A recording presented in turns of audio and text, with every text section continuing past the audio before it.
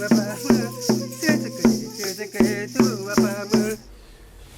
bonsoir, bienvenue à Alliance Sud. Merci pour votre intérêt pour cette conférence qui va porter, comme vous le savez, sur la biopiraterie, l'exploitation illicite des ressources génétiques et des savoirs autochtones. Et ce soir, nous avons le plaisir d'accueillir M. Cyril Coste, qui est avocat à Strasbourg et qui a défendu plusieurs cas de biopiraterie. Il nous en parlera plus précisément tout à l'heure. J'aimerais aussi saluer la présence de Madame Valérie Kerman, d'ICRA Suisse, présidente d'ICRA Suisse, qui nous a, avec laquelle on a pu avoir différents contacts. Donc on la remercie aussi pour cela. Et puis, avant de passer la parole à M. Coste, j'aimerais encore dire juste quelques mots sur la suite du programme, puisqu'il y a une suite à notre programme, ce sera après l'été. Et donc, on va commencer le 12 septembre avec une projection de film Bijambi et cela n'aura pas de fin, qui est un film franco-suisse qui parle des peuples pénants à Bornéo, qui perd son territoire à cause de la déforestation. Donc c'est une projection qu'on fait à midi, vous êtes les bienvenus pour venir assister à cette projection. Et puis surtout, prenez note de la date du 17 octobre à 18h30, où là, on va vernir l'exposition concours qu'on est en train de monter sur les peuples autochtones, avec en collaboration avec l'EDA, l'école de design, l'ancienne ECAV, je ne sais plus exactement à quoi correspond le cycle EDA, mais voilà. Et puis on aura le plaisir alors de recevoir ce soir-là un anthropologue canadien, Jérémy Narby, qui va nous parler de la confrontation entre savoirs autochtones et les sciences occidentales. Voilà, donc je ne fais pas plus long et je vous passe la parole. Voilà. Merci beaucoup. Merci beaucoup. Donc effectivement, je suis Cyril Coste. Je suis avocat à Strasbourg. Je suis très heureux en fait d'être ici ce soir à Lausanne. C'est la première fois que je viens à Lausanne. J'ai de la chance, il fait très beau. C'est bien.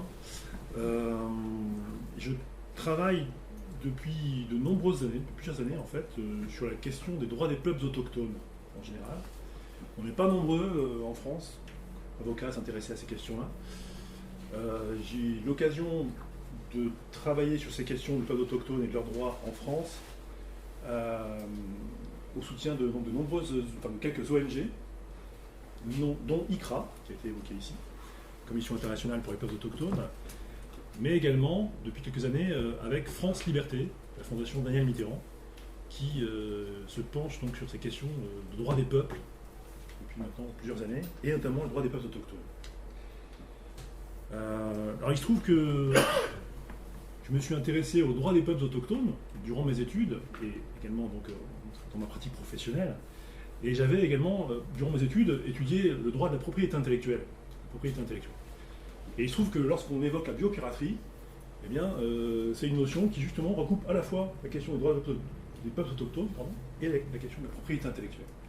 Donc, comme je maîtrisais, on va dire, tant soit peu, ces deux notions, ces deux branches du droit, eh bien, on m'a contacté, et j'ai travaillé donc avec ces ONG, France Liberté et ICRA en particulier, au moment où émergeait, dans le contexte mondial, international, au moment où émergeait la fameuse question de la biopiraterie. On était en fait, on va dire, au début des années 90, enfin dans le courant des années 90, et pour la première fois en fait,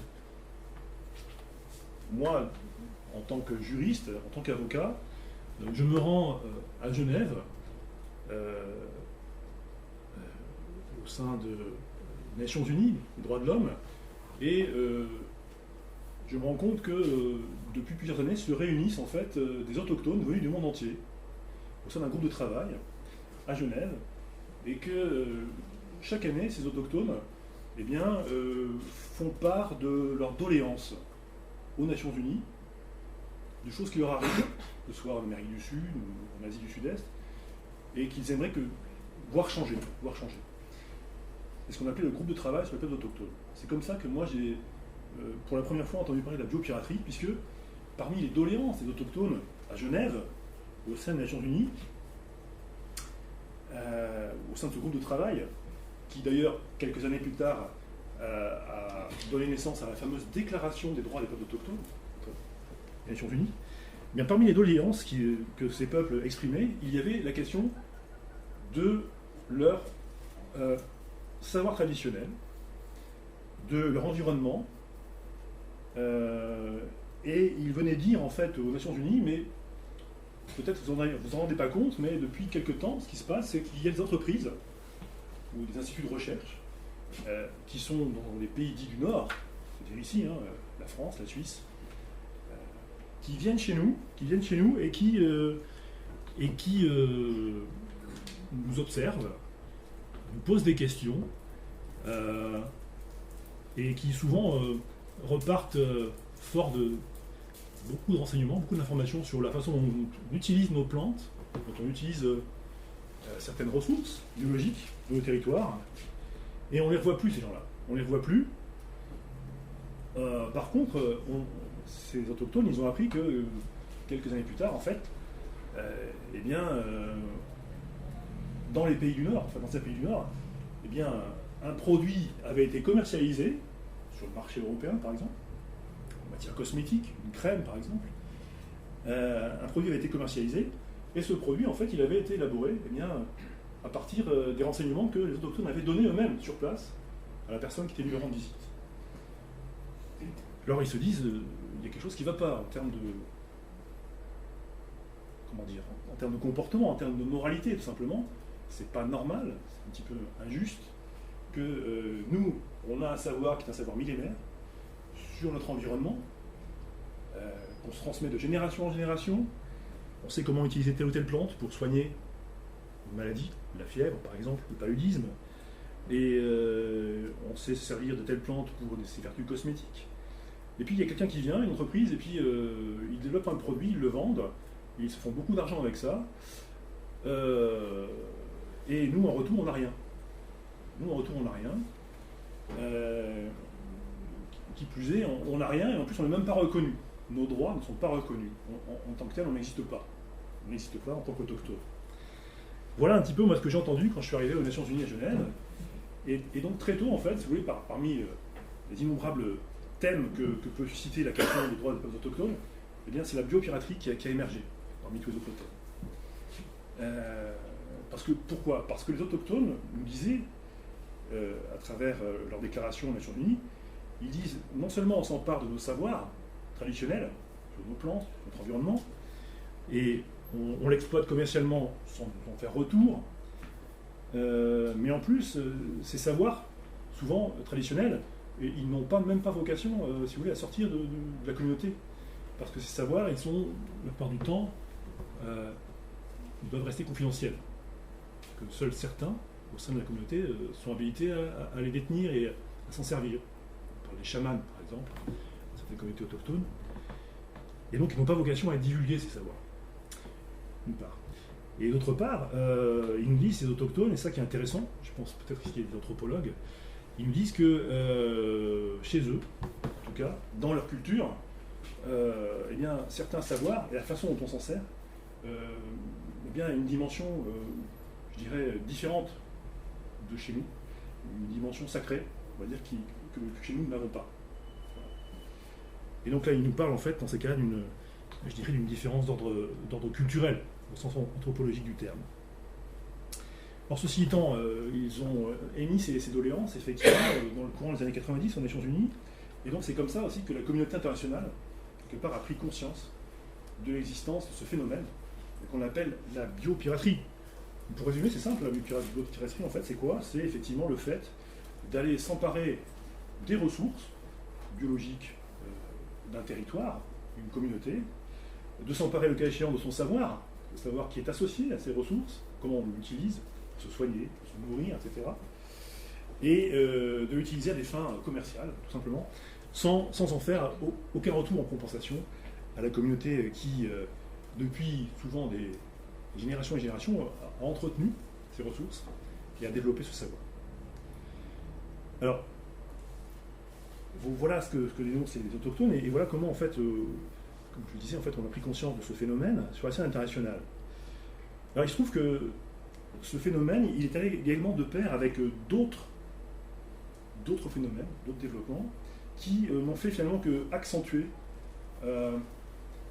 le ressenti de la biopiraterie chez les autochtones.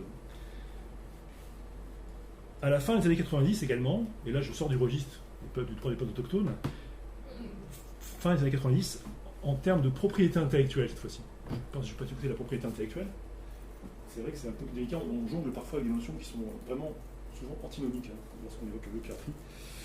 Là je parle de propriété intellectuelle.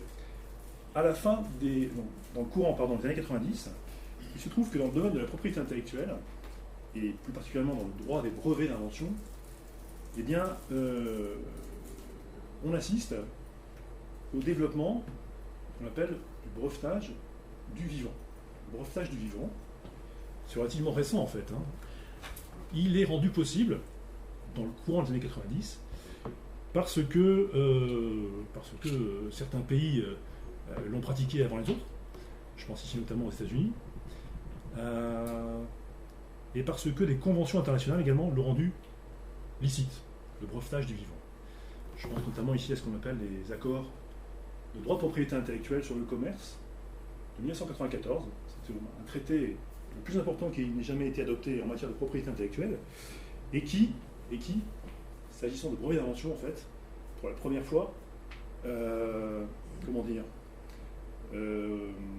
autorise les États qui ont signé cet accord à, dans leur loi nationale, à autoriser les États en fait, à mettre en œuvre le brevetage du vivant. Voilà, tout simplement. Alors, là où je veux en venir, pour faire le parallèle avec ce que je disais avant sur les autochtones, c'est que au moment où les autochtones se plaignent qu'on vient s'emparer de leurs ressources et de leur savoir, eh bien de l'autre côté, je dirais du côté du commerce, du côté de la propriété intellectuelle, on vous dit qu'on peut en plus maintenant on peut breveter le vivant. Ça signifie quoi?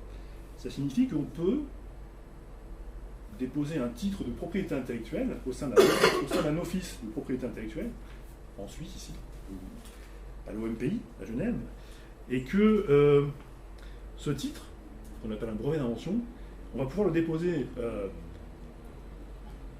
sur ou à partir d'une ressource biologique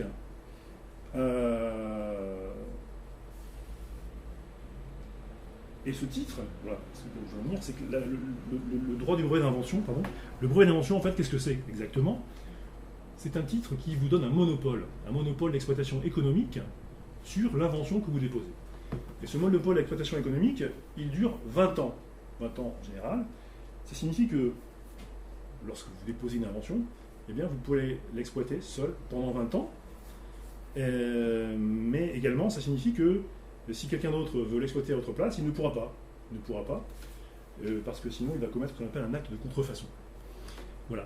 Alors dans le courant des années 90, il est possible, maintenant il est devenu possible, de déposer effectivement un brevet d'invention à partir d'une légère modification qu'on aura pu opérer sur la matière vivante, la matière biologique.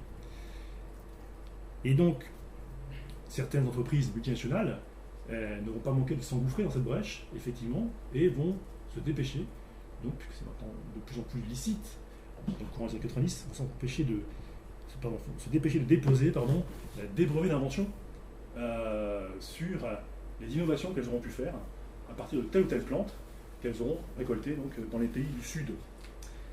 Et si vous voulez, en fait, non seulement en déposant un brevet, alors, non seulement elles sont détentrices de la ressource biologique, du savoir associé à cette ressource que les autochtones lui ont confiée, mais en plus de ça, elles vont prendre une super protection derrière, une super protection qui est en fait le brevet d'invention, qui va leur garantir sur leur marché à elles, en fait, qui va leur garantir en fait le monopole d'exploitation vis-à-vis de leurs concurrents, surtout. Et donc, c'est un phénomène qu'on constate, effectivement, là aussi dans le courant des années 90, ce phénomène, brevetage du vivant, d'une part, mais qui plus est, un brevetage qui comprend aussi souvent, en fait, du coup, le savoir traditionnel autochtone lui-même.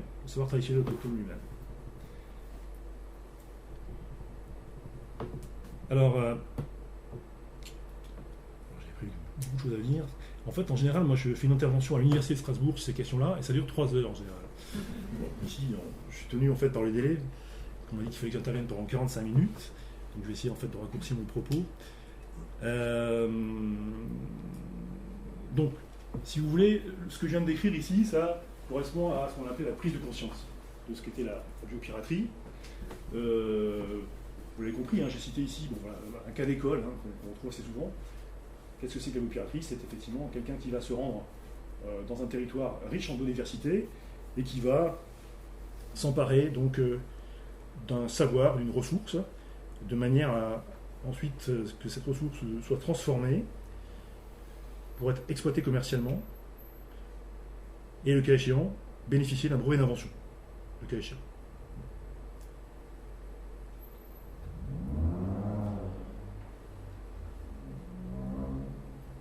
Alors, ce que je viens de dire ici, en fait, ça correspond, à dire, à l'émergence de la biopiraterie, et, somme toute, ça reste un petit peu théorique.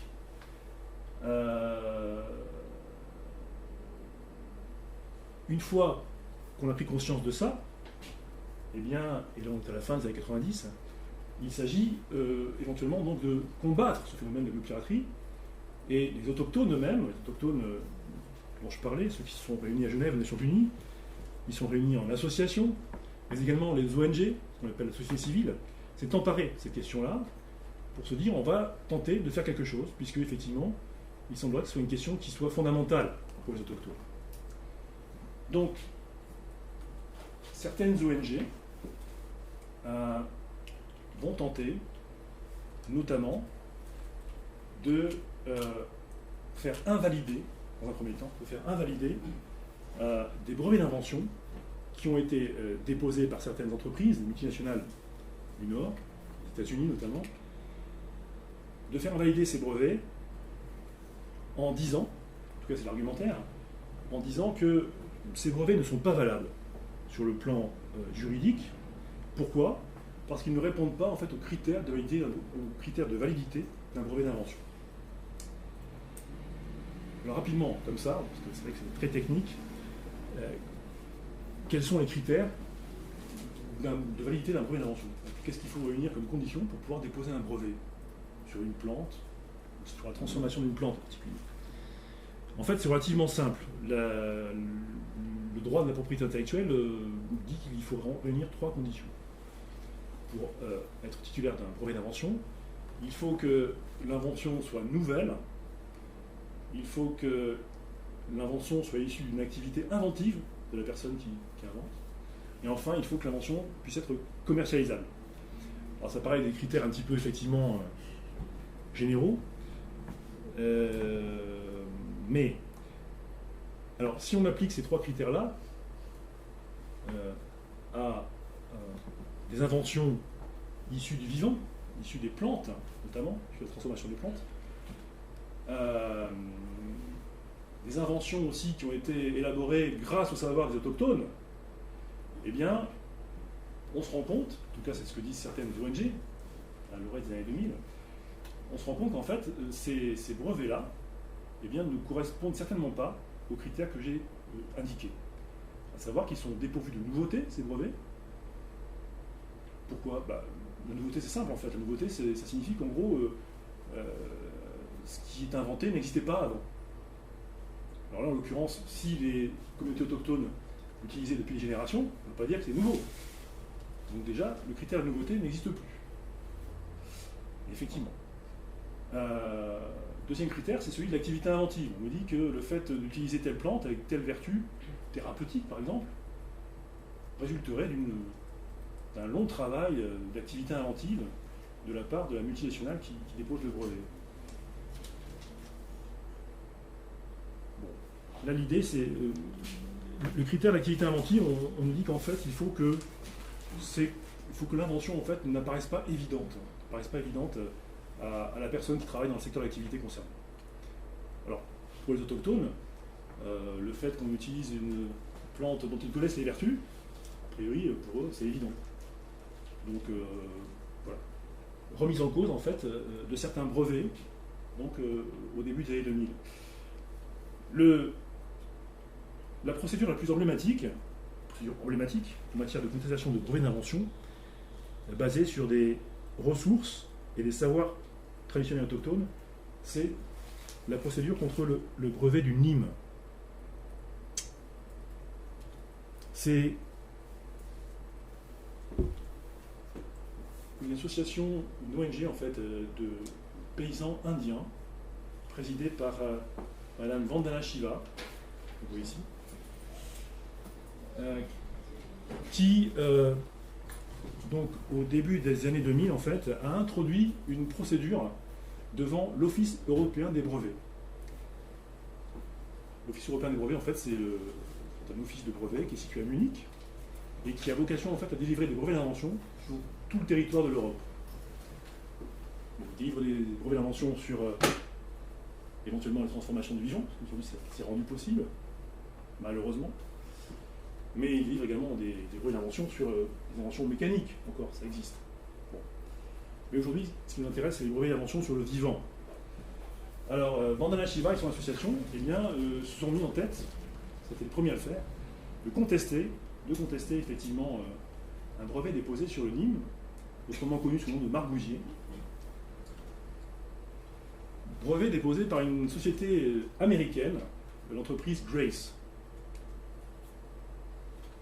qui a déposé plusieurs brevets, pas qu'un seul, plusieurs brevets, à partir de l'arbre de margousier, Nîmes, et de ses multiples vertus. Voilà, pour s'emparer, en fait, quelque part, pour se donner un monopole sur les vertus de cet arbre, qui pousse dans le sous-continent indien. D'ailleurs, cet arbre, on l'appelle là-bas, en Inde, l'arbre pharmacie, et à tel point qu'on conseille, en fait, d'en planter un au moins dans chaque village, tellement cet arbre a des vertus, apparemment, thérapeutiques importantes. Apparemment, là-bas, les gens s'en servent notamment pour se brosser les dents, pour se soigner, etc., etc. Donc, l'entreprise Grace, ayant eu connaissance de l'ensemble de toutes ces vertus thérapeutiques, notamment, s'est empressée donc de déposer des brevets d'invention, notamment auprès de l'Office européen des brevets, qu'elle peut le faire, et c'est ce brevet-là qui a été contesté. Alors, la procédure a duré longtemps. La procédure a duré très longtemps, elle a duré 10 ans. Il a fallu faire d'abord saisir l'Office européen des brevets en première instance, qui n'a pas voulu donner raison à Vandana Shiva et son association. Il a fallu en fait attendre au final de saisir, je dirais, en dernier recours, eh bien, la Chambre des recours, c'est comme ça qu'elle s'appelle, afin que celle-ci invalide les brevets déposés par la société Grace à partir donc de cet arbre, le margousier.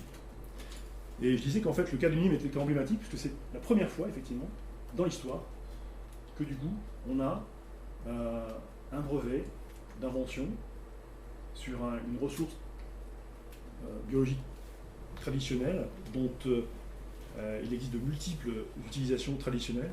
C'est la première fois que ce type de brevet est invalidé dans le monde, à ma connaissance, sur ces motifs-là, pour défaut de nouveauté et défaut d'inventivité, qui sont les deux critères principaux du brevetage. Alors à partir de là, vous imaginez que les nombreuses autres associations de défense des droits des autochtones et d'associations qui luttent contre la biopiraterie se sont engouffrées dans la brèche également. Et il y a eu effectivement de nombreuses autres contestations de brevets, d'inventions.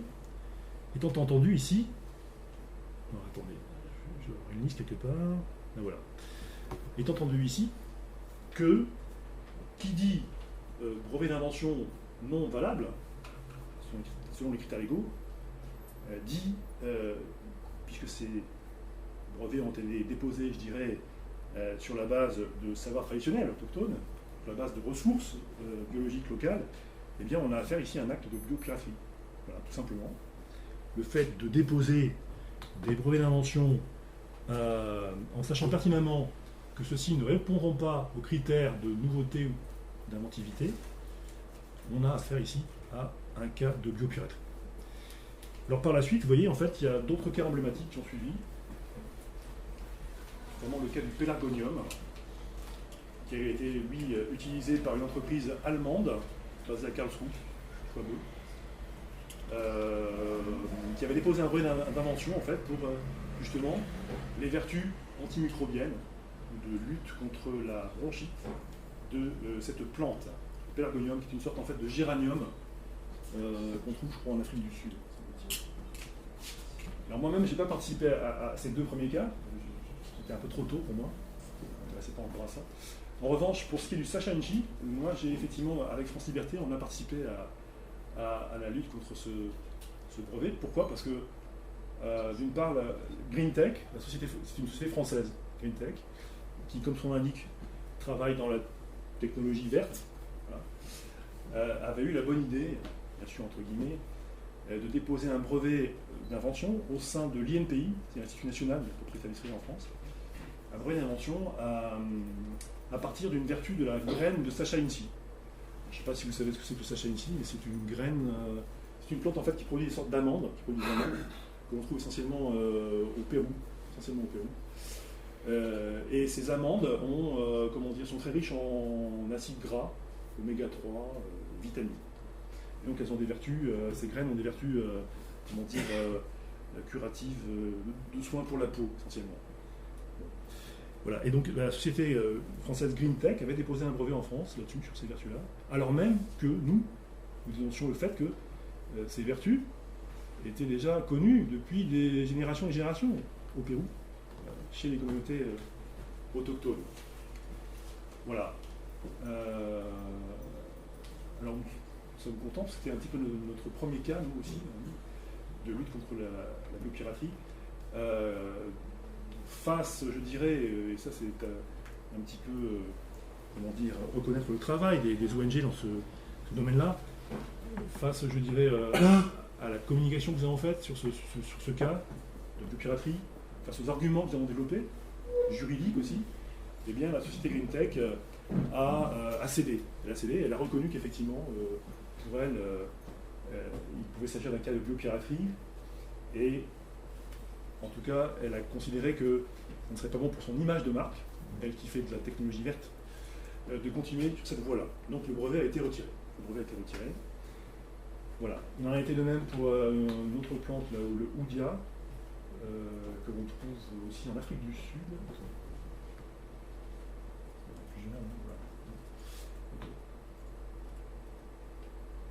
Alors là, j'ai cité un cas que je ne cite pas d'habitude, parce que je ne le connaissais pas, à vrai dire, mais parce que je viens ici vous voir à Lausanne en Suisse, et qu'on m'avait posé la question de savoir si il y avait des cas de biopiraterie qui pouvaient impliquer effectivement des sociétés suisses. Bon, mais j'en ai trouvé effectivement un, apparemment. Et je dois ici rendre hommage à l'ONG qui s'appelle maintenant Public Eye, je ne sais pas si vous connaissez Public Eye, anciennement Convention de Berne, c'est ça? Déclaration de Berne, pardonnez-moi, qui ont été à l'origine en fait, de la découverte de ce cas de biopiraterie concernant une entreprise multinationale suisse bien connue, bien évidemment. Voilà, il s'agissait en fait de brevets qui avaient été déposés sur toujours en Afrique du Sud, c'est pareil, et qui ont été finalement retirés, donc des brevets à partir du plan de Rooibos. Voilà. Alors, j'en profite aussi pour vous signaler, parce que là, on était en 2009 à l'époque, c'était en 2009 que ces brevets ont été retirés. Mais il y avait encore un précédent, mis en avant, là aussi, par, je le rends hommage, par la déclaration de Berne, un cas, figurez-vous, qui impliquait l'université de Lausanne, ici. Donc, j'ai découvert ça, je ne sais pas, vous avez peut-être entendu parler de ça. Apparemment, alors il ne s'agissait peut-être pas forcément d'un cas de piraterie qui impliquait les peuples autochtones, parce que là aussi, il faut nuancer, les cas de piraterie n'impliquent pas forcément toujours les autochtones.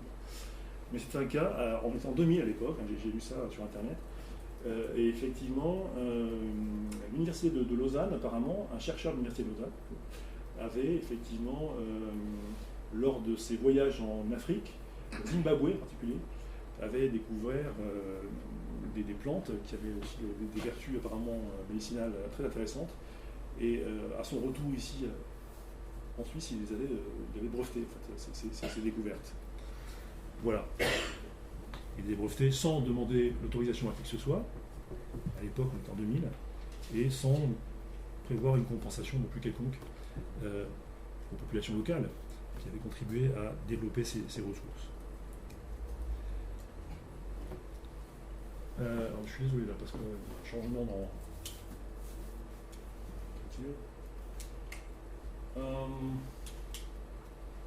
Alors, moi je vous le disais, en fait, on a travaillé, c'était le premier cas avec France Liberté, sur le Sacha-Inchi.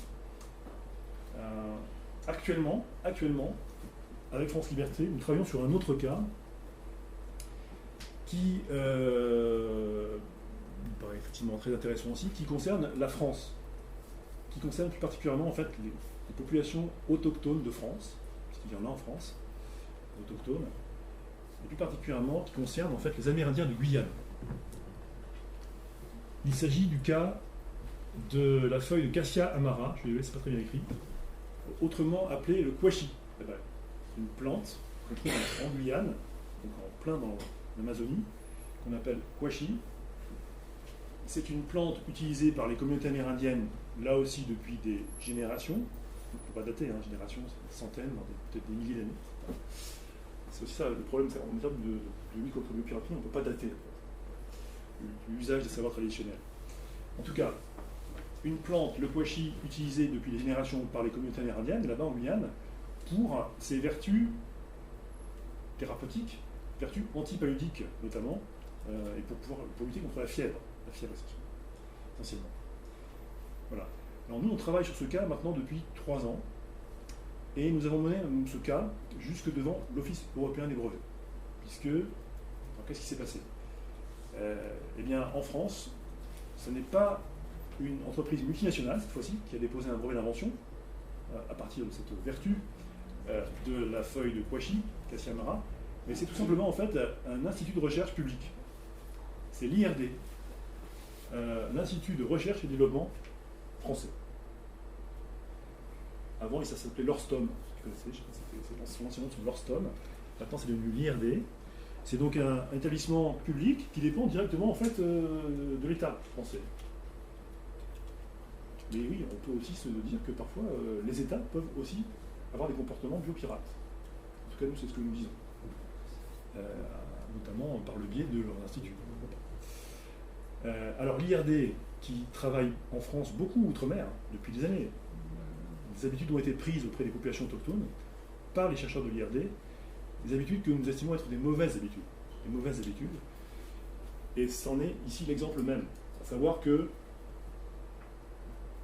les premières recherches de l'IRD sur les vertus de cette plante, Cassia amara, remontent aux années 2000, en Guyane, auprès des Amérindiens. Le processus est toujours le même, c'est celui que j'ai décrit tout à l'heure, à savoir que des chercheurs, ma foi, fort sympathiques sûrement, vont à la rencontre des populations locales et les observent.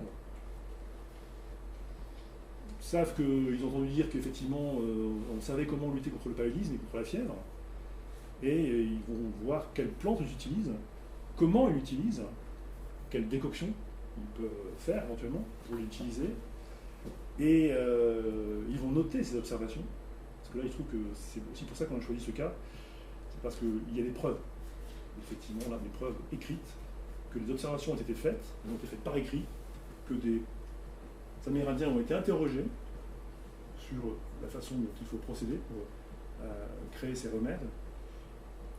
Et je dirais même, c'était un petit peu pour nous une découverte, on s'est rendu compte que dans les descriptions même du brevet qui était déposé, eh bien figuraient les noms des communautés qui ont été contactées et ce qu'elles avaient pu décrire.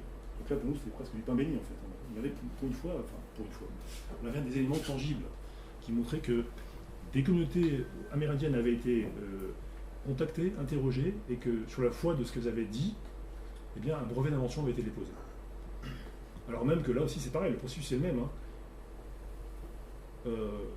À aucun moment, ces communautés n'étaient au courant qu'un brevet avait été déposé, à partir de leur connaissance, savoir traditionnel. Et bien évidemment, il semblerait que c'était l'usage, chez les chercheurs de l'IRD depuis des années. Bien évidemment, aucun retour non plus n'était prévu. Aucun retour n'était prévu puisque les personnes désignées dans le brevet, en l'occurrence, sont tous des chercheurs de l'IRD. En fait.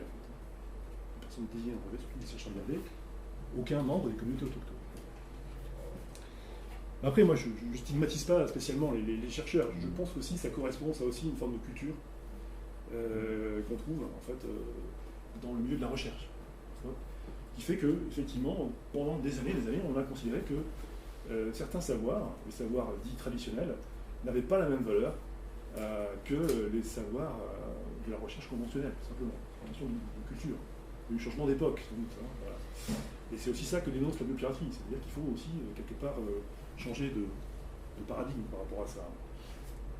Alors voilà, donc nous, on défend, si vous voulez, on lutte contre ce brevet.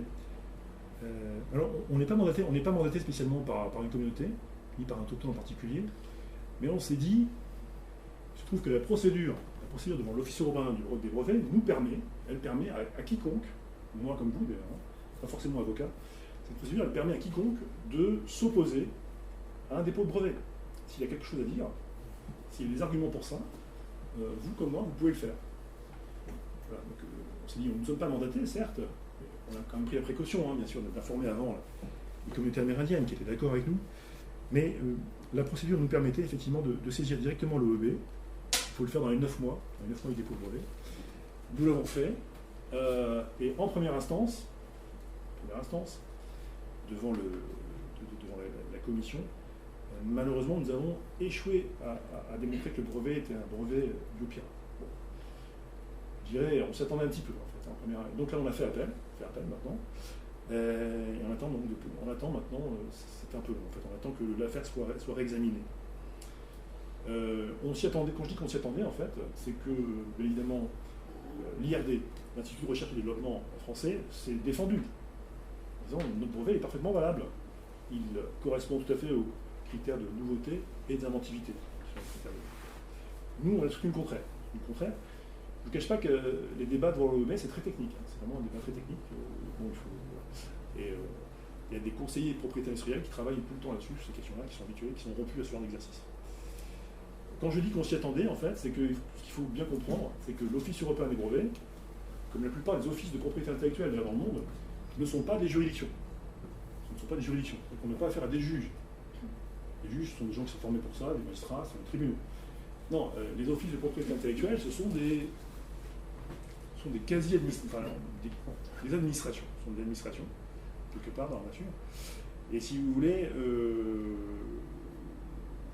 on s'attendait dans un premier temps, effectivement, à ce que, de toute façon, alors, on s'attendait à ce que, comment dire, le cas étant tellement particulier, on s'attendait en fait à ce que l'Office européen des brevets soit conforme un petit peu à sa doctrine, la doctrine qu'elle a depuis des années par rapport à ça, et qu'elle ne la remette pas en cause aussi facilement, notamment en première instance.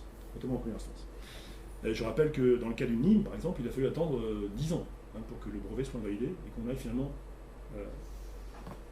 en dernier recours devant la Chambre des recours.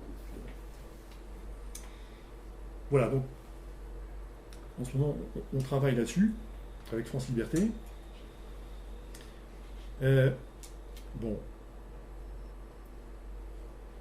Alors, on m'a posé la question tout à l'heure, parce que j'ai été interviewé, de savoir comment on faisait pour déceler des cas de biopiraterie. C'est pas évident, quoi. A priori, vous avez vu, c'est un petit peu complexe. Parce que, d'une part, sur le terrain, les autochtones eux-mêmes n'ont pas forcément confiance. En fait. Ils ne savent pas, ils ne sont même pas informés. C'était le cas des Amérindiens de Guyane, hein. On leur a appris aux Amérindiens de Guyane qu'un brevet avait été déposé à partir de leur savoir traditionnel. Ils ne le savaient pas. Donc, comment on détecte un cas de piraterie? Ça signifie que c'est pas évident. Ça suppose de faire des recherches en amont. Ça suppose de faire des recherches sur des bases de données, notamment sur les bases des offices de propriété intellectuelle. C'est souvent aléatoire, il faut le dire. Hein. En tout cas, au départ, c'est un peu aléatoire. Après, sur le terrain aussi, je disais, il y a des réseaux d'ONG qui, effectivement, parfois font remonter jusqu'à nous des cas. Et dans ce cas-là, nous instruisons ces cas, vérifions deux, trois choses, avant de se dire est-ce que oui ou non on a affaire réellement à un cas de biopiraterie. Voilà. Et ce que je veux dire par là, en fait, c'est que, si vous voulez,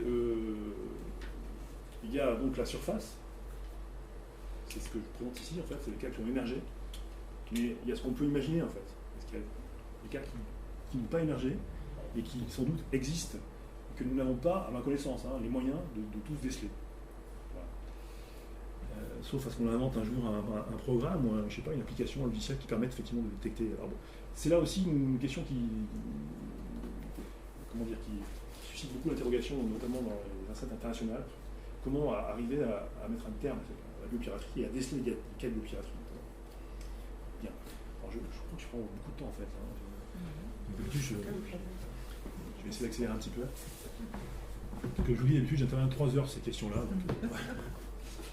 Alors, justement, émergence des cas de biopiraterie, comme je viens de vous le dire. Bon. Faire des recours, c'est bien. Faire des recours, c'est bien. Mais après, on tient les décisions 10 ans après, et comme c'est très ponctuel, finalement, c'est ponctuel, ça concerne un cas en particulier, comme je viens de vous le dire, mais on suppose que derrière, il y en a peut-être des centaines, voire des milliers, et que donc ça ne résout pas en soi, finalement, le problème de la biopiraterie, c'est de faire des recours. Ça va faire qu'on va s'interroger, parce qu'on va avoir une bonne décision, qu'on va en parler, mais ça, en soi, ça ne va pas résoudre globalement le problème de la biopiraterie, des savoirs traditionnels, autochtones, de leurs droits. Bon. Et par ailleurs également... voilà, bon. Alors, l'idée s'est fait de jour également dans le courant des années 90 de tenter de trouver, en fait, d'apporter une solution globale au problème de la biopiraterie. Non pas sur le terrain des droits des peuples autochtones, non pas sur le terrain de la propriété intellectuelle, mais plus sur le terrain du droit de l'environnement. C'est le droit de l'environnement, en fait, là, qui prend le relais, en quelque sorte, et qui tente, dans le courant des années 90, puis un peu plus tard, en 2010, qui tente d'apporter une solution globale à cette question de la biopiraterie. C'est le droit international de l'environnement. Ce sont essentiellement deux textes très importants qu'il faut connaître si on s'intéresse à cette question de biopiraterie. C'est tout d'abord la Convention sur la diversité biologique, qui a été adoptée en 1992 par la plupart des pays membres des Nations Unies. La Convention sur la diversité biologique.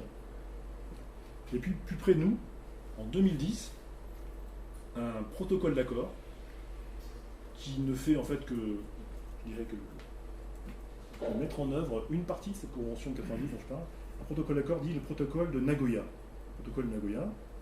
Donc, la convention sur la diversité biologique, le protocole de Nagoya sont deux textes de droit international de l'environnement très importants quand on se penche sur la question de la biopiraterie. Pourquoi ? Tout simplement parce que, on me posait la question d'ailleurs tout à l'heure, en particulier le protocole de Nagoya. Le protocole de Nagoya, donc, adopté en 2010, entré en vigueur en 2014, quand même très récent encore. Eh bien, ce protocole, lorsqu'on lit son préambule, lorsqu'on s'intéresse aux motifs qui ont présidé à son adoption, eh bien, on se rend compte qu'il a pour vocation, c'est inscrit dans le texte lui-même, de lutter contre la biopiraterie. En gros, on adopte ce protocole pour lutter contre la biopiraterie et de manière globale. On va tenter d'apporter une solution globale. Alors, pourquoi un texte en droit de l'environnement et pourquoi pas un texte en droit de la propriété intellectuelle, pour lutter contre les brevets notamment? Pourquoi pas un texte en droit autochtone pour renforcer les droits des autochtones? Eh bien parce que, bon, sans doute elle se liait aussi à un contexte à l'époque. On va rattacher ici la question, si vous voulez, des savoirs traditionnels, la question autochtone, à la préservation de la biodiversité et à la préservation de l'environnement, à travers ces deux textes dont je parle. À savoir que dans ces textes-là, eh bien, les autochtones du monde entier sont reconnus officiellement, et pour la première fois, comme étant les gardiens de la biodiversité dans le monde. À travers leur connaissance, leur savoir traditionnel, leur connaissance de leur environnement proche, eh bien, les autochtones, finalement, à travers les âges, n'ont fait que préserver finalement leurs ressources environnementales, n'ont fait que préserver leur environnement, et il est désormais reconnu, à travers ces textes-là notamment, différentes déclarations, que les populations locales, autochtones, sont les gardiennes de l'environnement, et donc de la biodiversité. Et que donc, si on veut préserver cette biodiversité, de manière durable, c'est ce que veut faire la convention dont je parle, il va falloir reconnaître aux autochtones aussi des droits, notamment des droits sur leur savoir traditionnel en particulier. Voilà en gros ce dont parlent ces textes. Je terminerai peut-être juste là-dessus, après peut-être ce sera peut-être mieux qu'on pose des questions, ça va développer dans des points de détail. Ces textes-là donc sont des textes fondamentaux, vous l'avez compris, puisque ce sont des textes qu'on appelle en droit des traités internationaux. Et les traités en droit, ce sont des textes qui sont contraignants. C'est-à-dire que les États qui les ont signés et ratifiés sont obligés de les appliquer et de les mettre en œuvre. C'est le cas pour la CDB, Convention sur la diversité biologique, c'est le cas pour le protocole Nagoya. En gros, schématiquement, et rapidement, parce que je ne vais pas rentrer dans une considération trop technique, quel est le système mis en place par la CDB et le protocole Nagoya? C'est un système où on tente un équilibre un petit peu compliqué, un petit peu complexe, entre d'un côté le fait de vouloir faciliter l'accès aux ressources génétiques de la planète, d'une part. Donc en gros, on vous dit, vous êtes intéressé pour avoir accès à une ressource de mon pays, mon pays est riche en biodiversité, donc venez chez moi, ok, vous pouvez avoir accès, à condition que je vous donne l'autorisation. D'abord, avant il n'y avait aucune règle, donc on y allait, on prenait la ressource, on rentrait chez soi, on déposait un brevet, il n'y avait pas de règle. Depuis Nagoya, depuis la CDB, il y a des règles maintenant qui ont été mises en place. En gros, les États deviennent souverains. Les États sont souverains sur leurs ressources biologiques et génétiques. Et donc, si vous voulez avoir accès à leurs ressources pour les emmener chez vous et les exploiter, il va falloir demander l'autorisation. Des procédures vont être prévues à cet effet dans la loi. C'est en route en ce moment dans tous les pays qui ont signé la Convention pour la diversité biologique et le protocole Nagoya. C'est notamment le cas en Suisse. J'ai regardé un petit peu avant de venir. La Suisse a adopté en 2016, assez récent en fait, une loi, qu'on appelle ça une loi organique, qui met en œuvre le protocole Nagoya. Et donc, d'un côté, on a donc un système qui prévoit l'accès, ok, très bien, mais un accès contrôlé aux ressources des pays riches en biodiversité. Et d'un autre côté, on a le partage des avantages. C'est les deux volets de Nagoya. C'est l'accès d'un côté aux ressources, de l'autre côté, le partage des avantages qui en est retiré. À savoir que si une entreprise demande à avoir accès à une ressource génétique d'un pays du Sud, par exemple, eh bien, avant même d'y avoir accès, elle devra avoir prévu l'utilisation qu'elle va en faire. Et ça va faire l'objet de ce qu'on appelle un contrat de bioprospection, un accord de bioprospection. Et si vous voulez, en fait, l'autorisation d'accès, en fait, elle est subordonnée au fait que on va savoir à l'avance, éventuellement, on va anticiper les usages, l'utilisation qui pourront être faites de cette plante. Dans un accord, un contrat, une convention, qu'on appelle accord de bioprospection. Et cet accord, c'est ce que dit le protocole Nagoya, c'est comme ça, c'est l'équilibre qui a été mis en place. Cet accord devra prévoir, notamment, si les avantages économiques ou autres, ou intellectuels même, sont retirés de l'exploitation de cette ressource, ou des savoirs traditionnels évidemment qui sont utilisés avec cette ressource, si les avantages en sont retirés, eh bien, il devrait y avoir un retour d'avantages, soit à l'État signataire du protocole Nagoya, soit éventuellement à ces populations locales, lorsqu'il y en aura, populations autochtones. Voilà en gros les schémas d'accord de bioprospection vers lesquels on se dirige aujourd'hui en fait. Il s'agit donc à travers ce texte-là de trouver un équilibre un peu complexe pour faire en sorte que chacun y trouve son intérêt. Alors, pour terminer là-dessus, un des points forts en fait de ces textes, la CDB, le protocole Nagoya, c'est que pour la première fois dans l'histoire, effectivement, eh bien, il est question dans des textes contraignants du droit international, il est question de savoir traditionnel, il est question de population autochtone, il est question de reconnaître que ces savoirs existent, qu'ils ont une valeur, et qu'ils ont une valeur notamment pour la préservation durable de l'environnement. Voilà ce qui est quand même inscrit noir sur blanc dans ces textes. Ce n'était pas le cas avant, loin de là. Donc c'est quand même une avancée majeure, de ce point de vue-là, du point de vue de la déclaration qui est faite. Inconvénient, c'est que ces textes-là, il faut qu'ils soient mis en œuvre. Et il faut qu'ils soient mis en œuvre au plan local, évidemment. C'est bien beau de prendre des traités contraignants au plan international, mais bon, que se passe-t-il au plan local? Et ça, en fait, si vous voulez, chaque pays, après, on va devoir mettre en œuvre Nagoya avec ses propres, je dirais, moyens et ses propres traditions juridiques aussi. C'est ça aussi. Alors, par exemple, nous, en France, on a voté une loi qu'on appelle la loi Reconquête Biodiversité, il y a 2 ans, en 2016, un peu comme vous en Suisse. Voilà, où on fait en sorte, effectivement, de mettre en œuvre le protocole de Nagoya. Avec France Liberté, d'ailleurs, on avait participé aux discussions sur le vote de cette loi. Nous devions, nous, apporter quelques propositions d'amendement, dont certains avaient été retenus, d'autres non, notamment dans la défense des intérêts des autochtones français, en fait, sur ces questions-là. Alors le gros problème, à mon avis, dans les années qui viennent, ce sera que pour mettre en œuvre le protocole de Nagoya, qui est censé, en fait, vous l'avez compris, finalement mettre un terme de façon globale à la question de la biopiraterie, le gros problème, le principal problème, c'est que, si vous voulez, les communautés autochtones en particulier, dans les États en France, mais pas que, dans le monde entier, finalement, sont dépourvus de moyens, du temps, pour faire valoir leurs droits et leurs intérêts. Moyens financiers, mais également moyens humains. Et vous avez compris, en fait, la solution qui a été trouvée, en fait, c'est une solution conventionnelle, contractuelle, à savoir qu'on va devoir, effectivement, passer des accords de bioprospection dans lesquels, effectivement, les autochtones, à travers leurs représentants, auront leur mot à dire. Sur est-ce que oui ou non, j'autorise l'entreprise à utiliser mon savoir, ou la ressource présente sur mon territoire. Et quelle compensation je souhaite avoir pour ma communauté, par exemple. Et donc, pour pouvoir faire ça, il va falloir, à un moment donné, que les entreprises négocient avec les autochtones. Et on en est là, en fait. Comment arriver à négocier? Parce que là, on arrive, c'est un peu un choc culturel, quelque part.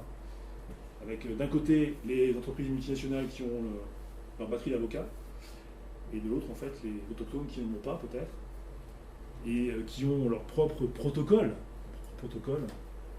pour négocier, leurs propres droits, leurs propres coutumes. C'est là, en fait, tout l'enjeu, en fait, de ces futurs accords de bioprospection qui vont servir à la mise en œuvre du protocole de Nagoya. D'ailleurs, France Liberté travaille actuellement justement sur ce qu'on appelle les protocoles communautaires, qui ont été encouragés d'ailleurs par le protocole de Nagoya. À savoir, en gros, c'est un petit peu étrange de dire ça, mais le traité, le protocole de Nagoya, en fait, ne prévoit pas tout. En gros, il dit, on renvoie finalement à... On vous demande d'essayer de trouver des solutions sur le terrain, sur place, et nous verrons bien, on va évaluer un petit peu ce qui se passe pendant 10 ans, et on va bien voir ce qui va ressortir de toutes ces pratiques, et nous aspirons de toutes ces bonnes pratiques, éventuellement, pour mettre en œuvre le protocole de Nagoya. Donc en gros, il renvoie à la pratique, au terrain, pour tenter de mettre en œuvre les meilleures pratiques possibles pour appliquer le protocole de Nagoya et donc tenter de trouver cet équilibre qui permettrait donc de mettre un terme au phénomène de biopiraterie tel que je l'ai décrit. Alors, je vais m'arrêter ici en fait, parce que j'étais un peu long, après peut-être que vous avez sans doute des questions à poser. Il y a encore beaucoup de choses à dire en fait, mais je pense que c'est mieux comme ça en fait. Voilà.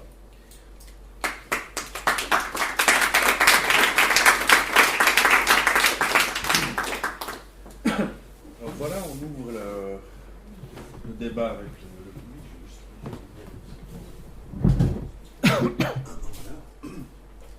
Je ne sais pas s'il y a des questions. N'hésitez pas. Oui, alors... Allez-y. Allez-y, monsieur. Vous avez parlé d'un délai de 9 mois juste avant pour réagir. C'est lors du dépôt du brevet ou lors de la découverte du problème? Non, c'est la procédure prévue par l'Office européen des brevets en fait. C'est ça. D'accord. Ouais. Dès le dépôt alors? C'est au moment de la demande d'enregistrement, effectivement. Ouais. C'est ça. Ouais. C'est extrêmement court. C'est court. Mais il se trouve que dans d'autres pays, c'est encore plus court en fait. Donc, du coup, oui, il faut être vigilant en fait, c'est ça. Hein. Alors ça, c'est le délai pour s'opposer. C'est ce qu'on appelle une procédure d'opposition. Ouais. Après, il existe d'autres possibilités. On est dans un cas de figure en fait, où le brevet n'a pas encore été validé. Quand on sait que ça a été déposé et que c'est en cours d'instruction pour enregistrement. Voilà. Après, la question qu'on peut se poser, c'est une fois le brevet enregistré et donc validé, voire même exploité, est-ce qu'on peut le combattre? La réponse, c'est oui aussi. On peut toujours demander l'annulation d'un brevet, sauf que cette fois-ci, ça ne se passera pas devant l'office des brevets, ça se passera devant la justice, devant une juridiction qu'on va saisir, un juge qui pourra éventuellement annuler le brevet. Voilà. En tout cas, c'est comme ça que ça se passe en France.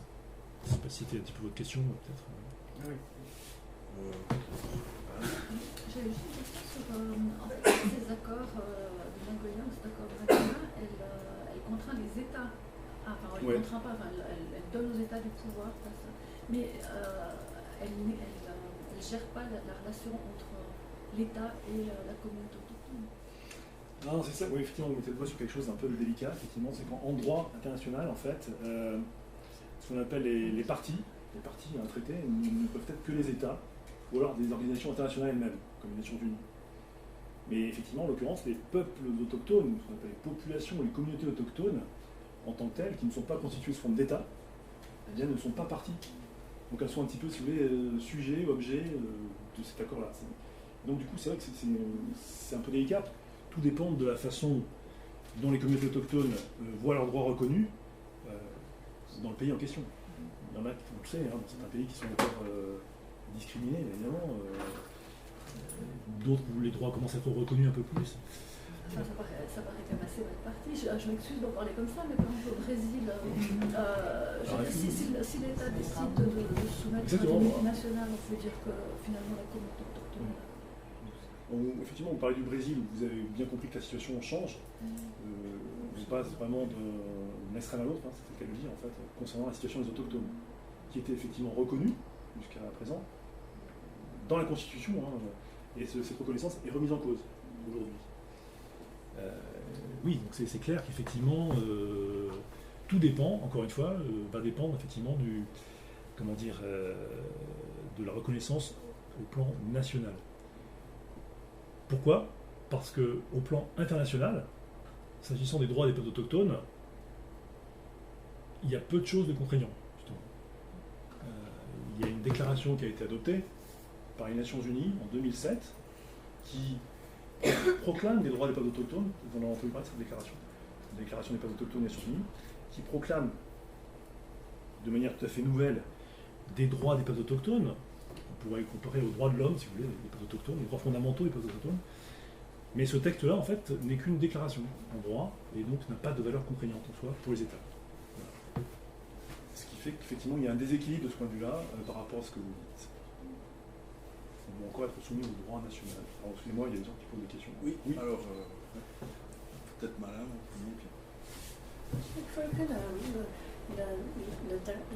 l'accord de Nagoya n'empêchait pas l'utilisation de ces ressources biologiques, mais voulait s'assurer qu'il y avait un partage des bénéfices. Donc il y avait de l'argent, différentes choses qui venaient vers les pays et les peuples autochtones. Mais vous n'avez pas parlé de ce benefit sharing. Alors, j'ai pas eu le temps de tout dire, malheureusement, effectivement, ça tombe bien que vous posiez la question. C'est le système, effectivement, que vous avez rappelé, c'est-à-dire l'accès aux ressources d'un côté et le partage des avantages qui en résultent de l'autre. C'est exactement ça que prévoit Nagoya. La question que vous posez, c'est qu'entend-on par partage des avantages? Ça, en fait, qu'est-ce qu'on peut entendre par là?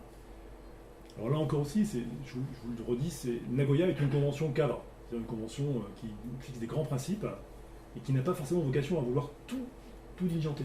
C'est un petit peu, ça serait trop compliqué et parfois trop incertain sur les effets. Et donc, il est prévu, en fait, dans ces cas-là, de manière non contraignante, cette fois-ci, de manière purement informative. Donc, quand vous lisez le texte de Nagoya, il est prévu, des exemples sont donnés, si vous voulez, de ce que peut être les partages des avantages. Il est prévu que ces partages puissent être monétaires, pourquoi pas. Quelqu'un pense à ça à première vue. Il peut y avoir un retour d'argent dans la communauté qui a donné son savoir. Mais pas que. Il y a également prévu ce qu'on appelle un retour d'avantage non monétaire. Et là, je dirais que rien n'est imposé. C'est laissé à libre imagination des parties sur le terrain. Mais ça peut être pourquoi pas ce qu'on appelle un retour de résultats de recherche, par exemple, effectué par un laboratoire de recherche, qui fera part des résultats de sa recherche à la communauté autochtone. Dans les cas que j'ai décrits tout à l'heure, en fait, ça n'a jamais été le cas. Il n'y a jamais de retour qui est fait. Ce peut être également la création d'un fonds, c'est des exemples en la matière, un fonds, mais toujours aussi avec l'accord des communautés, bien évidemment, un fonds destiné, pourquoi pas, à développer le patrimoine culturel, par exemple, à aider à développer le patrimoine culturel de telle ou telle communauté. Voilà. Mais Nagoya ne fixe pas du tout de cadre par rapport à ça, et je parlais tout à l'heure de bonnes pratiques, si vous voulez. On va voir un petit peu justement quelles sont les bonnes pratiques qui vont émerger de ce point de vue-là dans les années qui viennent. Voilà. Mais effectivement, il y a des avantages monétaires et non monétaires pour voir le oui. Peut-être. Puis ensuite. Merci de la présentation. J'avais deux questions qui sont liées justement à cet aspect un peu lucratif de la coopérative. Ouais, lucratif, effectivement. Ouais. La première, c'est est-ce que ça a été envisagé, est-ce que c'est possible de plutôt d'essayer d'invalider un brevet, de faire reconnaître comme un des concepteurs ces peuples-là ou certaines personnes en particulier, et ensuite du coup de partager. Oui, ben justement, ça fait partie, là aussi encore, dans les exemples que je citais d'avantages monétaires, il est cité parmi ces avantages la possibilité, pourquoi pas, hein, que certaines communautés puissent être désignées comme étant copropriétaires d'un brevet d'invention. Parce que c'est possible, juridiquement, techniquement, on peut être copropriétaire, il peut y avoir plusieurs personnes désignées dans le brevet qui est déposé. Pourquoi pas? J'entends que le protocole le prend en compte, mais vu dans le cadre de votre travail, avec des personnes avec qui vous travaillez qui portent ces causes-là, est-ce que c'est quelque chose qui a été discuté et est-ce que pas du tout? Est-ce que c'est quelque chose qui a été, pardon, vous ont donné un mandat en fait de défense et il n'y avait pas dans ce mandat-là l'idée de si on peut essayer de... Non, pas à ma connaissance. Ce que je vous dis, c'est des exemples qui ont été cités par Nagoya, mais à ma connaissance, non. Pourquoi? Parce que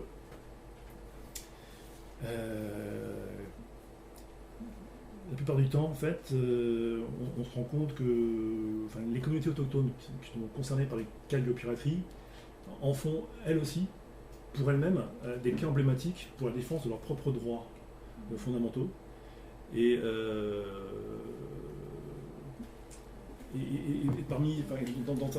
dans cette optique-là, en fait, si vous voulez, c'est presque aussi politique, hein, parfois. En fait. Il n'est pas question d'accepter, en fait, de participer au système, finalement, qu'on a combattu depuis des années, quoi. Et donc, participer au système de propriété intellectuelle qu'on estime inadapté, qu'ils estiment inadapté, en fait, à leur propre culture. Ce qui, en l'occurrence, est le cas. C'est vrai, en fait, effectivement. Puisque les savoirs traditionnels, en tant que tels, ne correspondent pas, finalement, aux critères occidentaux que nous avons pour la propriété intellectuelle. Ils ne sont pas individualisés, ils ne sont pas datés dans le temps, on ne sait pas quand ils ont émergé. Ils sont collectifs, l'usage est collectif aussi. Voilà, donc c'est une hypothèse, je dirais, théorique, et bon, pas ma connaissance. Et vous dites que n'importe qui peut intervenir à partir d'un dépôt de brevet dans les délais de 9 mois, mais ça pose deux questions. Comment est-ce qu'un citoyen comme moi, par exemple, on peut savoir, on peut s'informer de quand un brevet est défait? Je dis que c'est presque un peu du savoir initiatique, non? Parce que savoir qui et quand a déposé un brevet, et après ça pose la question suivante, c'est de dire, moi, en tant que simple citoyen, je vais où pour déposer ma plainte? J'entends, je fais quoi? Est-ce que c'est vraiment un projet d'attention, ou je peux concrètement faire, si je veux faire? Et donc, comme je l'évoquais, devant l'Office européen des brevets, en théorie, vous pouvez le faire, n'importe qui peut le faire, mais encore faut-il effectivement être informé, comme vous le dites. Et après, il faut avoir les ressources aussi pour pouvoir le faire. C'est compliqué, c'est technique, juridique, etc. Bon. Alors, ce que vous dites me fait penser à deux choses. Alors, d'une part, qu'est-ce que je voulais vous dire? D'une part, il n'existe pas de relais de simplification pour un individu comme moi, par exemple, qui fait la transmission, en fait, l'indignation, on va dire, d'un citoyen normal. Et puis un relais politique ou je ne sais pas quoi, institutionnel qui dit bon alors oui monsieur on vous entend bien, on va vous aider, on va aller là-bas, puis on va dire non. Comme je le disais tout à l'heure, en fait, jusqu'à présent, si vous voulez, ça relevait parfois un petit peu de l'aléa. Effectivement, de pouvoir décrire un cas de piraterie, c'est pas évident, en fait. C'est pas évident, vous avez compris, justement, parce que justement. Alors, il se trouve que le système de la propriété intellectuelle, et des brevets en particulier, il fonctionne de la manière suivante, si vous voulez. Alors, certes, c'est un droit qui est d'inspiration libérale, pas économique, occidentale, c'est sûr, on ne peut pas le nier, c'est comme ça, mais qui fonctionne selon le système suivant, si vous voulez. En gros, on va avoir une entreprise qui va développer une solution technique pour résoudre un problème technique. Au départ, c'est ça. Après, ça s'est déplacé sur le vivant, comme j'expliquais tout à l'heure. Et donc, on va permettre à une entreprise de déposer un brevet, d'obtenir un titre de propriété intellectuelle et d'avoir le monopole de l'utilisation de son invention pendant 20 ans. Elle sera la seule à pouvoir utiliser cette invention. Ok, c'est un super droit, très fort, qui permet, par rapport à ses concurrents, de faire beaucoup d'argent, en gros. Mais il y a une contrepartie à ça. Une contrepartie à ça, c'est que la contrepartie, c'est que la société, en principe, doit avoir accès au travail que vous avez fait. Parce que sinon, ça resterait secret. On peut aussi ne pas déposer de brevet. On peut voir qu'il y a des choses secrètes. Mais à partir du moment où vous décidez de déposer un brevet, et donc que l'État vous accorde un monopole, en gros, pendant 20 ans, la contrepartie, c'est que vous dévoilez votre invention au public. Et c'est le principe, en fait. C'est-à-dire que quand vous déposez un brevet, en fait, l'invention, elle est dévoilée au public, elle n'est pas secrète. Et donc, vous, n'importe quel citoyen, vous y avez accès à cette invention en vous rendant, aujourd'hui, sur les bases de données, en fait, de la plupart des offices de propriété intellectuelle. Donc, je ne sais plus quel est le nom d'office de propriété intellectuelle en Suisse. Ouais, il y en a. Ouais. Voilà, bon, en tout cas, l'INPI en France donne accès à l'ensemble des inventions qui sont déposées, et vous pouvez y avoir accès. Là, effectivement, après, la question, c'est comment s'y retrouver là-dedans, c'est sûr. Mais du coup, c'est pour ça que nous, le travail qu'on a fait, il était un petit peu aléatoire, effectivement, et on a essayé de trouver les cas emblématiques pour pouvoir communiquer là-dessus aussi. Mais du coup, ça me fait rebondir sur autre chose. Vous l'avez compris, en fait, le protocole Nagoya ne va pas résoudre l'ensemble des problèmes liés à la biopiraterie. Et en particulier, le protocole Nagoya ne va pas résoudre le problème des brevets. Ça, c'est important que je le dise aussi. Puisque, pourquoi ? Parce que le protocole Nagoya, c'est le droit de l'environnement. Et c'est uniquement le droit de l'environnement. Le protocole Nagoya, en fait, à aucun moment n'évoque le cas des brevets, le cas de la propriété intellectuelle. Ça, c'est un petit peu délicat à comprendre, mais effectivement, en gros, la propriété intellectuelle et le droit de l'environnement sont deux droits totalement autonomes. Alors, au moment de l'élaboration de ce texte, les ONG ont voulu que dans Nagoya, on évoque les brevets et qu'on fasse en sorte d'éviter le dépôt de brevets pour les savoirs traditionnels, par exemple. Ça n'a pas été retenu. Voilà. Donc, c'est encore des choses qui sont discutées. En revanche, moi, il m'arrive de me rendre à l'OMPI à Genève. On discute de propriété intellectuelle, notamment de brevets, de savoir traditionnel. Et il y a un projet d'accord aussi, justement sur cette question-là, mais qui est dit en discussion depuis 20 ans. On n'arrive pas à aboutir au problème. Et par rapport à ce que vous avez dit, monsieur, l'idée en fait qu'on évoque dans ces débats au sein de l'OMPI, ce serait de se dire, mais pourquoi finalement on n'imposerait pas aux offices de brevets à chaque fois qu'un brevet est déposé à partir d'une plante, par exemple, une plante venue d'un pays du Sud, pourquoi on n'imposerait pas, dans ce cas-là, de le dire, en fait, de le déclarer? Puisque pour l'instant, ce n'est pas le cas, en fait. Et cette idée, en fait, au plan international, elle est en discussion, en débat, mais elle n'a pas encore été retenue, puisqu'il y a encore une forte résistance de la part du système de la propriété intellectuelle par rapport à ça. Mais ça pourrait être une idée, effectivement, qui permettrait finalement de simplifier les choses par rapport à ça. Ah ouais, parce dans le monde. On n'a pas les mêmes outils en tant que simples individus que ceux qui sont en face. De dire qu'il y a une égalité de réaction, en fait, oui, théoriquement, mais pratiquement, non. Voilà, l'idée a été suggérée, elle n'est pas encore imposée, parce qu'on n'a pas de texte contraignant, mais l'idée, ce serait effectivement de déclarer l'origine de la ressource dès lors qu'on dépose un brevet qui touche à une ressource bibliothécaire. De cette manière-là, ça permettrait en fait de savoir, d'instruire effectivement le. Ça n'est pas encore le cas. Merci. Moi, j'ai une question sur le monopole de droit d'usage. Ça veut dire qu'ils ont le monopole de droit de revente du produit, ou est-ce que carrément ils ne peuvent de produire ces remèdes. Elle devrait acheter les médicaments. Oui, alors c'était pas évoqué ça aussi suffisamment, mais effectivement, l'idée sous-tendue derrière le droit des brevets d'invention, c'est que on a un monopole d'exploitation de son invention, ou effectivement de vente essentiellement, de son invention pendant 20 ans, et donc c'est aussi le droit d'exclure les concurrents qui n'ont pas le droit de fabriquer et de commercialiser la même invention. D'accord ? Mais de facto, ça peut aussi exclure, ça exclut aussi les autochtones, dans la mesure où c'est, je dirais, leur savoir traditionnel, qui également fait l'objet de la description de l'invention dans le brevet. Voilà, c'est effectivement c'est ce qui s'est produit d'ailleurs avec le cas du Nîmes, en fait, que j'évoquais tout à l'heure. C'est-à-dire qu'en fait, la société Grace avait déposé des brevets sur le Nîmes, sur certaines vertus du Nîmes, et commençait effectivement à venir en Inde en disant mais vous les petits paysans indiens, non, vous n'avez plus le droit de faire ça, ni de le vendre, ni d'utiliser cette propriété de cette vertu puisque nous l'avons brevetée. Voilà. Bon. Ça a été le cas aussi de... J'ai pas évoqué ce cas-là en fait, on parle beaucoup de Monsanto en ce moment, mais Monsanto en fait dans le courant des années 90 avait aussi déposé un brevet sur un haricot mexicain, semble-t-il. Un haricot qui était cultivé donc, par les paysans mexicains depuis là aussi des générations et générations. Et Monsanto était venu l'année suivante avec sa batterie d'avocats pour dire maintenant c'est terminé.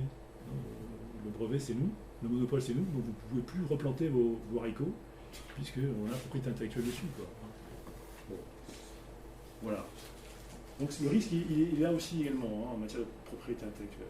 Alors vous comprenez, alors ce que vous comprenez peut-être maintenant c'est que il y a eu une avancée certaine avec le protocole de Nagoya, mais Nagoya c'est du droit de l'environnement. Nagoya, en revanche, ne s'occupe pas de la question des brevets de la propriété intellectuelle, qui reste une question malheureusement en suspens, encore aujourd'hui. Il y a beaucoup de débats par rapport à ça, et donc il existe toujours, selon moi, pas que selon moi, toujours des cas de biopiraterie, soit révélés, soit en puissance. Quoi. Voilà. Justement, à ce sujet, vous avez parlé tout à l'heure d'exploitation de ressources. Alors, je vais peut-être mettre un pavé dans la mare, mais est-ce que le fait que Nestlé pompe la flotte des sous-sols et la revende, est-ce que c'est considéré comme un cas de biopiraterie? Vous faites allusion à un cas en particulier, enfin en général, quoi, c'est ça. Hein. Un peu partout, on implante des usines où on sèche les nappes phréatiques, aux dépens des autochtones justement, et pas seulement ici. Est-ce que c'est considéré ou pas comme un cas de biopiraterie? C'est une question sans ironie. Non, je comprends. Après, on pourrait. Alors, il est vrai que vous comprenez que sous le vocable biopiraterie, en fait, on peut ranger quand même de nombreuses situations. Hein. C'est pas. Il n'y a pas de définition littérale, apparemment, de la biopiraterie. C'est des cas de figure. Alors, le dépôt de brevet, mais ça peut aller également, enfin, vous l'avez compris, à travers Nagoya, c'est tout simplement le fait de ne pas demander l'autorisation à une communauté au préalable avant d'utiliser sa ressource. Donc, on peut se poser la question, effectivement, pourquoi pas. Mais la question qui pourrait se poser ici, la ressource biologique, la question qui peut aussi se poser, c'est de savoir, alors, est-ce que oui ou non. Alors, ce qu'il faut comprendre, c'est que la Convention sur la diversité biologique 92 a opéré, on va dire, un changement de paradigme, de philosophie en matière de protection de l'environnement. Parce que malgré tout, en fait, elle a fait des ressources biologiques, en fait, si vous voulez, la propriété des États. Alors, avant la CDB, les ressources biologiques étaient la propriété de personne. C'était ce qu'on appelait un bien commun, quoi. Et depuis 92, les ressources biologiques ne sont plus un bien commun. Les États sont souverains sur les ressources. Okay, donc l'eau, la question qu'on peut se poser, est-ce que l'eau, finalement, c'est pas un bien commun aussi, quelque part? Est-ce que ça rentre dans le cadre de Nagoya? Je ne sais pas. Après, l'autre question que ça peut poser, c'est est-ce que, comment dire,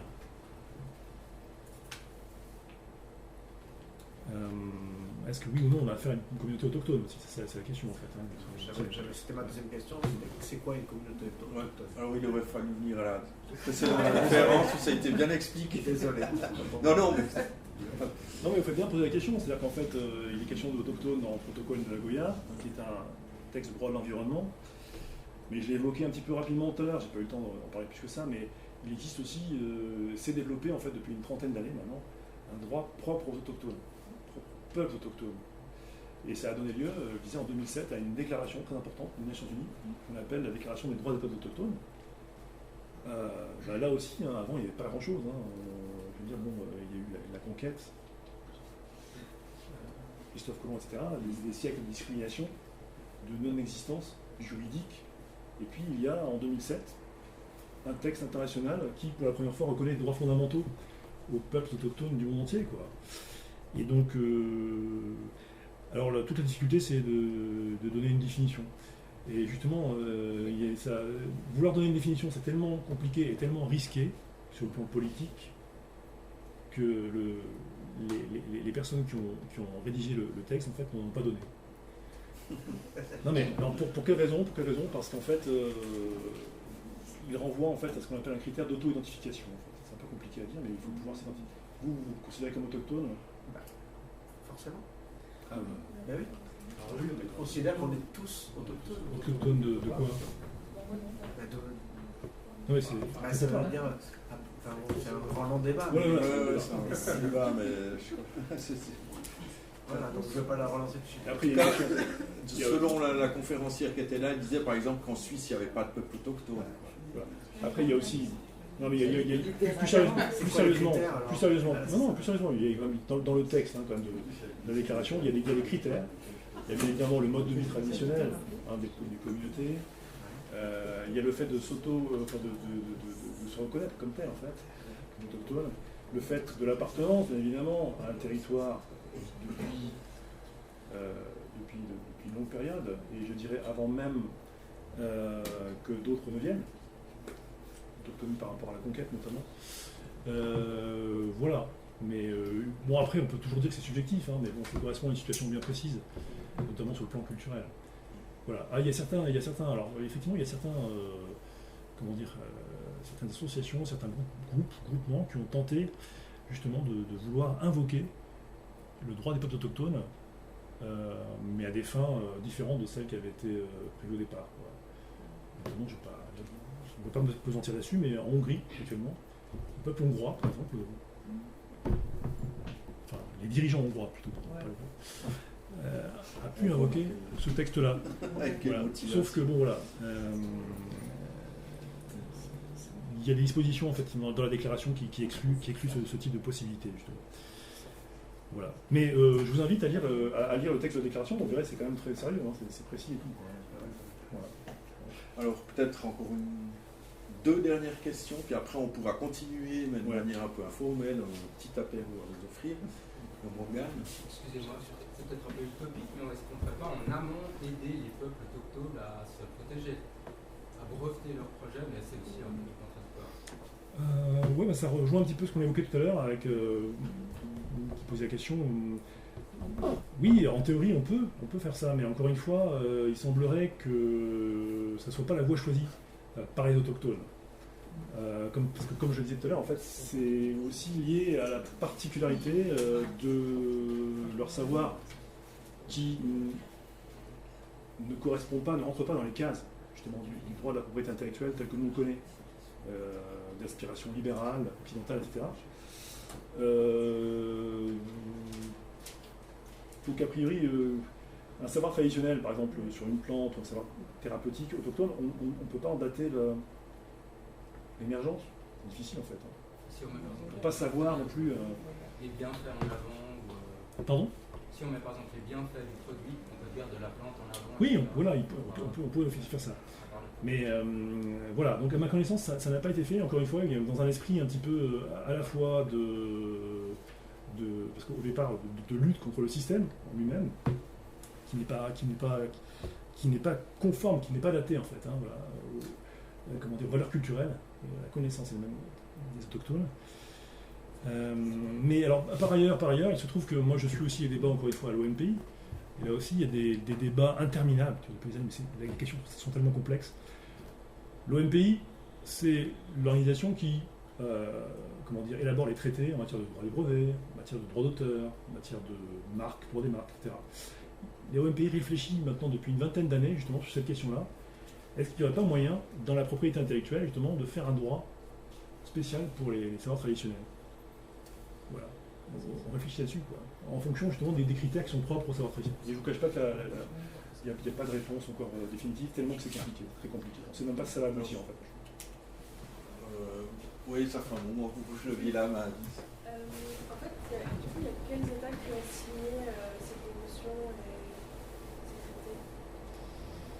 traités? Alors, les traités environnementaux là, de Nagoya, la CDB, je dirais que c'est, enfin, je ne pas dire exactement, mais la plupart des pays membres des Nations Unies, à part certains, les États-Unis n'ont pas signé, pas ratifié en particulier. D'autres sans doute, mais je ne peux pas vous dire lesquels. Mais c'est un point effectivement important. S'agissant de... Mais bon, la Suisse, la France, l'Allemagne, l'Union européenne ont aussi ratifié le protocole de Nagoya.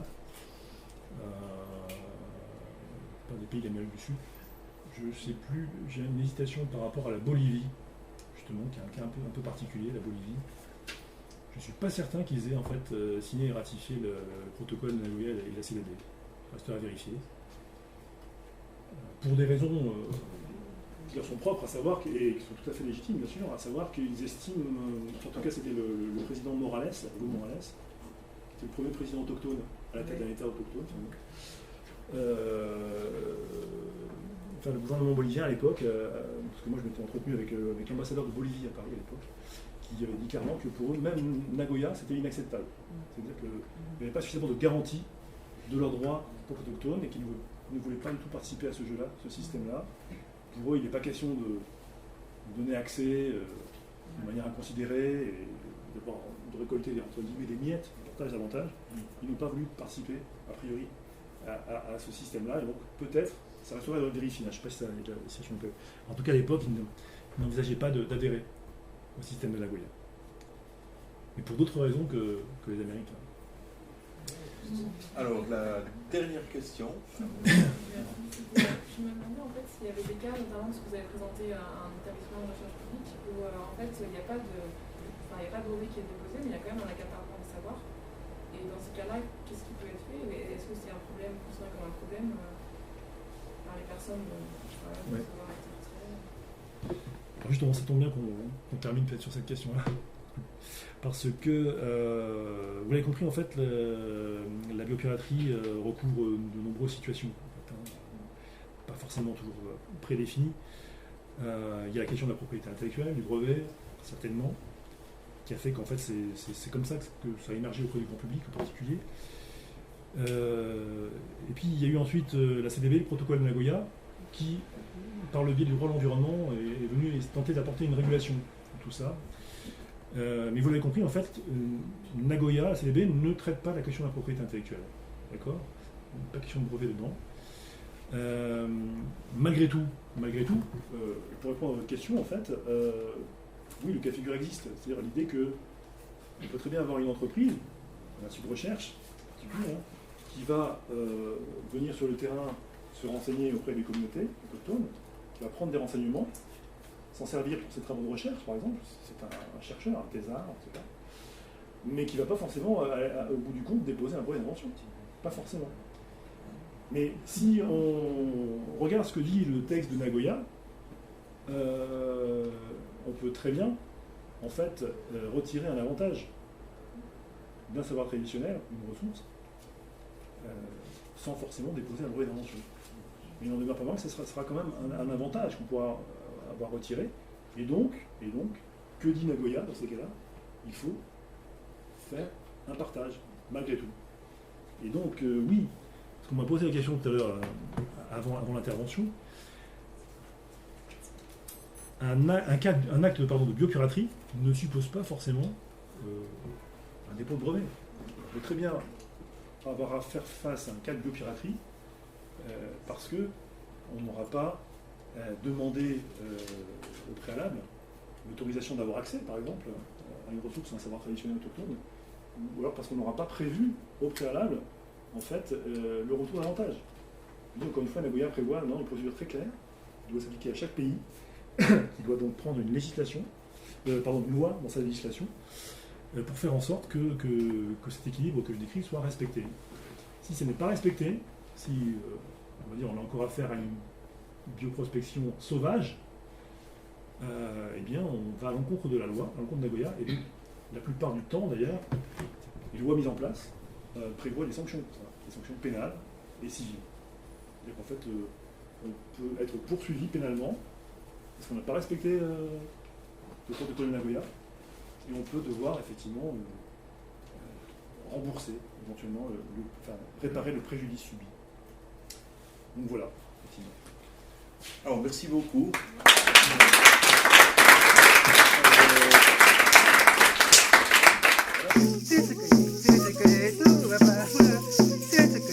Secret,